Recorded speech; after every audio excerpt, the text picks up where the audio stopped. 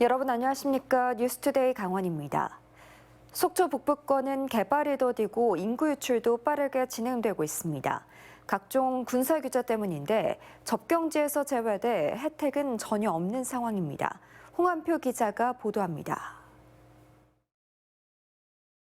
최근 속초 지역의 호텔과 아파트 등 고층 건물이 잇따라 들어서고 있습니다. 스카이라인 훼손 논란이 있지만 마천루가 가득한 상전 벽해안 모습입니다.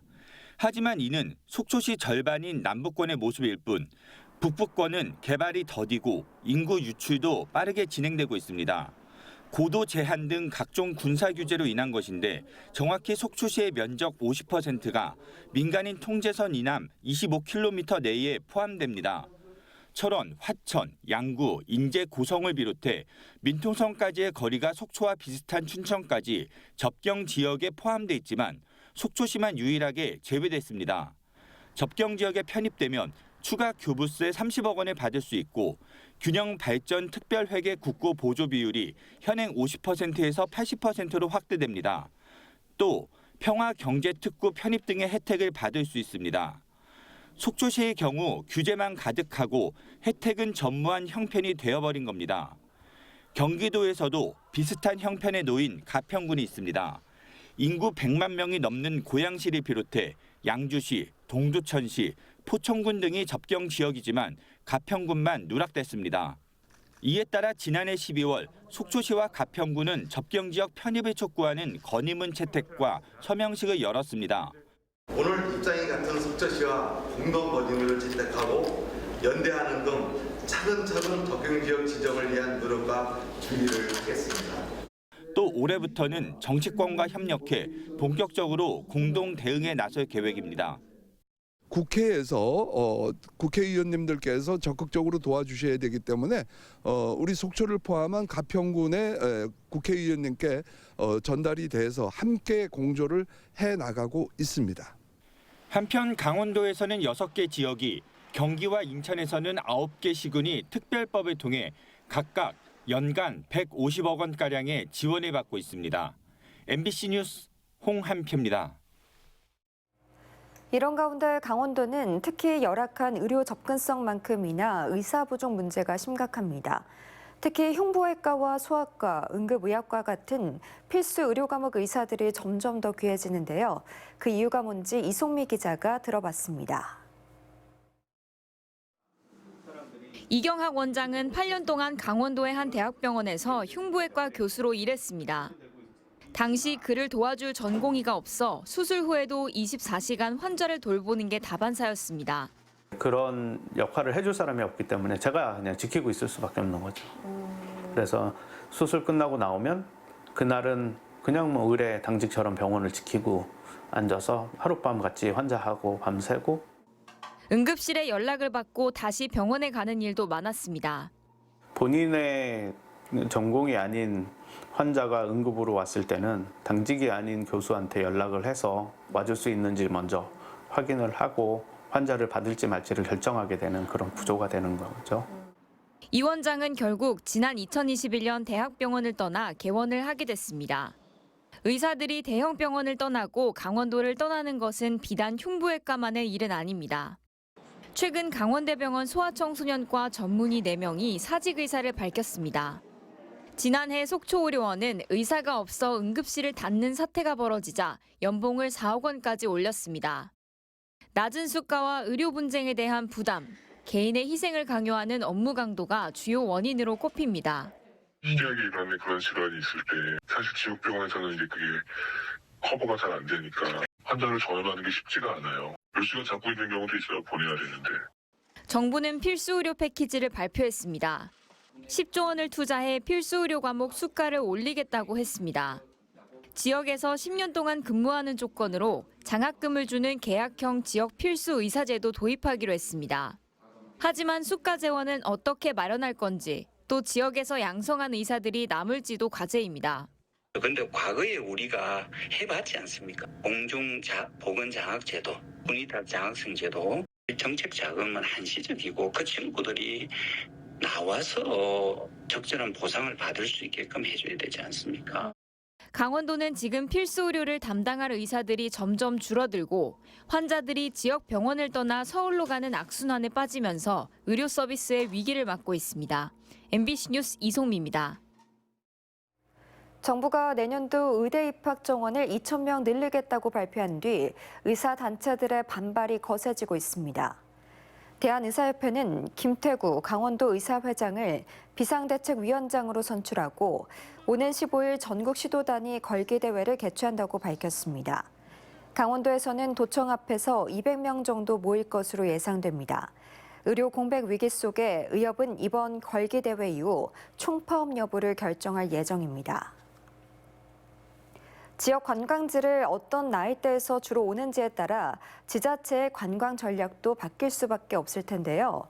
2018년부터 2023년까지 내비게이션 검색량 10만 건을 넘은 강원도의 주요 관광지 46곳을 중심으로 많이 방문한 연령대를 분석해봤습니다. 이병성 기자입니다.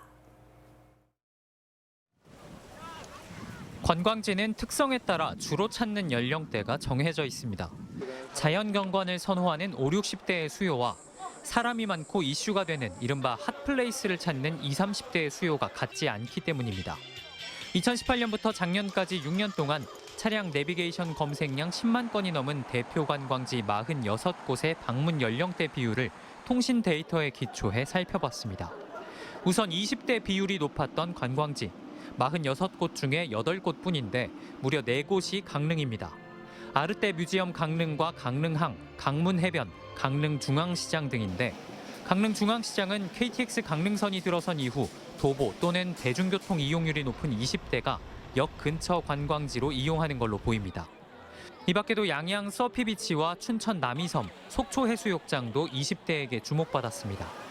하지만 관광의 대세는 50대와 60대입니다.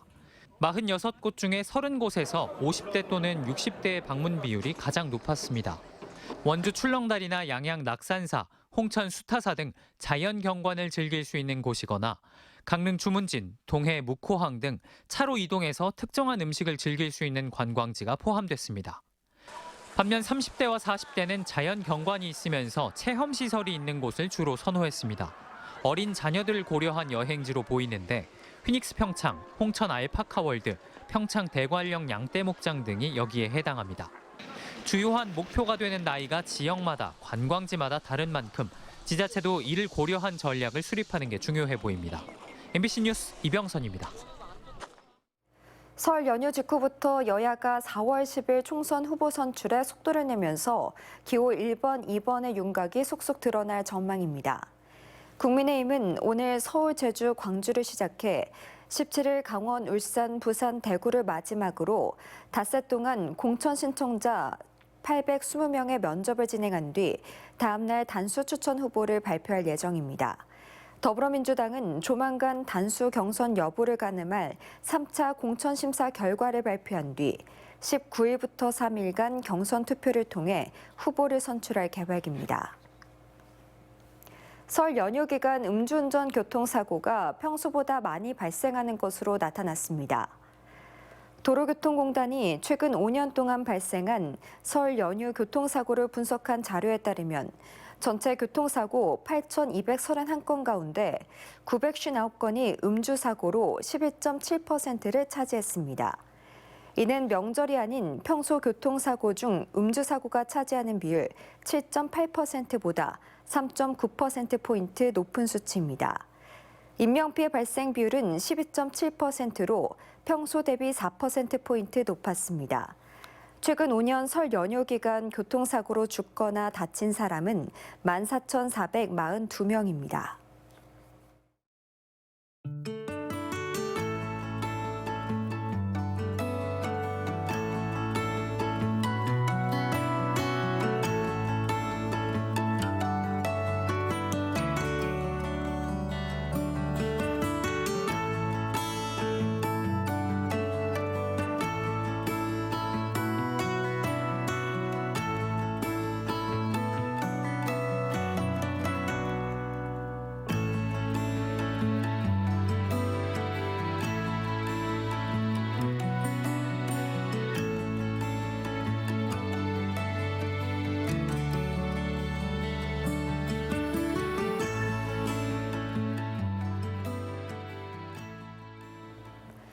내년 강원도 내 아파트 입주 물량이 9,171가구로 예정돼 16년 만에 최저치를 기록할 것으로 예상됩니다. 부동산 정보업체 부동산 R114는 내년 강원도 아파트 입주 물량이 올해보다 3,378가구 줄어들어 2009년 9,189가구 입주 이후 16년 만에 최저를 기록할 것이라고 전망했습니다. 춘천은 2,153가구가 입주해 올해보다 341가구 줄어들고 원주는 올해 2,457가구의 2배가 넘는 5,740가구가 새로 입주할 예정입니다. 제105회 전국 동계체육대회가 오는 20일부터 25일까지 14개 종목에서 12세, 15세, 18세 대학부 일반부로 나뉘어 열리는 가운데 오늘부터 사전 경기가 시작됩니다. 대한체육회 주관으로 열리는 이번 대회는 강릉에서 아이스하키와 컬링, 춘천에서는 쇼트트랙과 피겨, 정선에서는 스키 프리스타일, 평창에서 나머지 스키 전 종목과 봅슬레이, 스켈레톤, 루지 전 종목이 분산 개최됩니다. 오늘 강릉에서 컬링 일반부, 춘천에서는 쇼트트랙, 평창에서는 봅슬레이와 스켈레톤 사전 경기가 시작됩니다. 강원 경제자유구역 망상 1지구 개발사업 시행자 우선협상 대상자가 3월 중에 결정될 전망입니다. 강원 경제자유구역청은 당초 지난해 공모를 진행하다 전 사업자의 지정 취소 처분의 집행정지 신청으로 중단했었고 기각 결정 이후 오는 29일까지로 공모 기간을 변경했습니다. 경자청은 사업 제안서 접수와 평가를 거쳐 다음 달 15일 우선 협상 대상자를 선정할 계획입니다. 강원도가 지난해에 이어 올해도 반값 농자재 지원 사업을 추진합니다. 도비 286억 원에 18개 시군이 300억 원을 들여 중소규모 농가의 영농자재비 50%를 지원합니다. 신청 대상은 2년 이상 강원도에 거주하면서 농업 경영체로 등록한 농업인으로 농업의 종합소득 금액이 3,700만 원 이상인 농가 등은 지급 대상에서 제외됩니다. 화천군이 오늘 19일부터 대학 등록금 전액을 지원할 지역 인재를 모집합니다. 화천군 지역 인재는 국가 장학금과 교내 장학금을 뺀 등록금 납입액 전액과 월 50만 원 한도 내 거주비 실비의 100%를 지원받게 됩니다. 단 지원 대상자의 보호자가 화천군에 실거주해야 하고 재학생은 직전 학기 성적의 평점이 4.5점 만점 기준 2.5점 이상이어야 합니다. 철원의 한탄강이 올해 지방하천에서 국가하천으로 승격됩니다. 환경부는 지난해 말 국가수자원관리위원회가 심의 의결한 지방하천 467km를 국가하천으로 승격 고시했다고 밝혔습니다. 올해 10월부터 국가하천으로 지정될 곳은 철원 한탄강 등 모두 10곳입니다. 환경부는 기후변화에 따른 홍수 피해 우려가 커지며 지역의 주요 지방하천을 국가하천으로 승격해 관리하고 있습니다. 춘천시가 대중교통 활성화를 위해 다양한 사업을 추진합니다. 현재 48대의 전기와 수소 친환경 버스를 77대까지 늘리고 실시간 교통량에 따라 신호가 자동적으로 조정되는 지능형 교통체계를 시내 구간에 우선 도입하기로 했습니다. 또 매달 넷째 주 수요일을 모든 시청의 직원이 버스를 타는 버스 이용의 날로 지정했습니다. 원주시 노인종합복지관이 홀로 사는 남성 노인들의 자립을 돕는 생명술 100세 힐링센터에 참여할 어르신들을 모집합니다. 상반기와 하반기로 나눠 진행되는 힐링센터는 요리교실과 정리수납, 스마트폰 활용, 미술교실, 요가와 건강체조 등 일상생활 자립과 건강 증진 프로그램으로 구성됩니다. 관내 60세 이상의 남성 노인들은 누구나 참여할 수 있으며 복지관을 방문해 신청하면 됩니다. 생명숲 100세 힐링센터는 고립감과 우울감으로 사회 참여가 어려운 남성 독거노인의 건강한 생활을 위해 마련됐습니다. 홍천군이 산림자원을 이용해 경제적 가치를 창출하는 산림자원 산업화 전략을 추진합니다. 산림조합과 연구기관, 관련 업체 등과 함께 산겨름나무 산업화를 위해 대량 재배지를 확보하고 추출물까지 생산하는 산업화 체계를 만들 계획입니다. 산겨름나무는 깊은 산의 계곡에서 15m 높이까지 자라는 활려수입니다. 강원대 창업중심대학 사업단이 지난해 78개 회사를 신규 참여해 340억 원의 매출을 올렸다고 밝혔습니다. 신규 고용 인력은 290명, 투자 유치 금액은 98억 원을 넘었습니다. 창업중심대학 지원 사업은 혁신적인 기술 아이디어를 가진 예비 창업자에게 최대 1억 원의 사업화 자금을 지원하는 사업입니다. 이상으로 뉴스투데이 강원을 마칩니다. 시청해주신 여러분 고맙습니다.